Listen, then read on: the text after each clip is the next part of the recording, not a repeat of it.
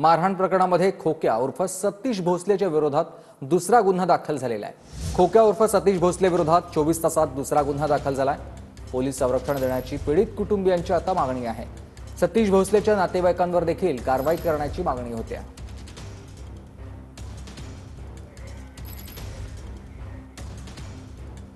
सतीश भोसलेकडून ढाकणे बाप लेकाला मारहाण का करण्यात आली तर बीडच्या शिरूरमध्ये वडील दिलीप ढाकणे आणि मुलगा महेश ढाकणेला मारहाण केल्याप्रकरणी खोक्या उर्फ सतीश भोसलेवर गुन्हा दाखल झालाय। मारहाणीनंतर ढाकणे बाप आणि लेक दहशतीखाली आहेत। त्यांना पोलीस संरक्षणाची मागणी होते। खोक्या उर्फ सतीश भोसलेवर 24 तासात दुसरा गुन्हा दाखल झालेला आहे। 19 फेब्रुवारीला ढाकणेच्या शेतामध्ये खोक्या उर्फ सतीश भोसले हा हरण पकडण्यासाठी गेला होता। मनाई केल्यानं खोक्या उर्फ सतीश भोसलेनं सहकाऱ्यांसोबत ढाकणेंना मारहाण केली। मारहाणीत वडील दिलीप ढाकण्यांचे 8 ते 9 दात पडलेले आहेत। मुलगा महेश ढाकण्याच्या पायाला देखील जबर दुखापत झालेली आहे। सोबत दिलीप ढाकणे आहेत।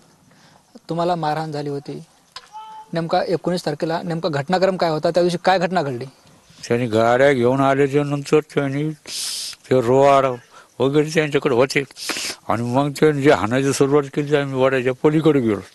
वाड्याच्या पलीकडे गेल्याच्या नंतर एक लोखंडी दांडा होता, असं कुऱ्हाडीसारखा घाव घातला, बिनसूच पडलो मी। त्याच्यामुळं मला काय झालं कसं झालं नंतर मग माझ्या मुलालाच माहिती काय झालं ते, कारण त्यांनी एवढं मारलं मला जबरदस्त। मारल्याच्या पडल्याच्या नंतर मी थोडा चांगला होतो त्या अवस्थेत बारगाड्यात दगड घातलं, इकडून काही एकदम त्यांनी म्हणजे मेला म्हणून टाकून दिलता। पण आता नशीब चांगलं म्हणून आता कशी देवाची कृपा का हरणाची कृपा मला जीव आला। तुमच्यासोबत नेमकं काय घडलं होतं? तुम्ही म्हणता की मोबाईलमध्ये शूटिंग केली, शूटिंग कोणी केली होती? ते मोबाईल त्यांनी नेला आमचं, त्यांनी त्याच लोकांनी नेला।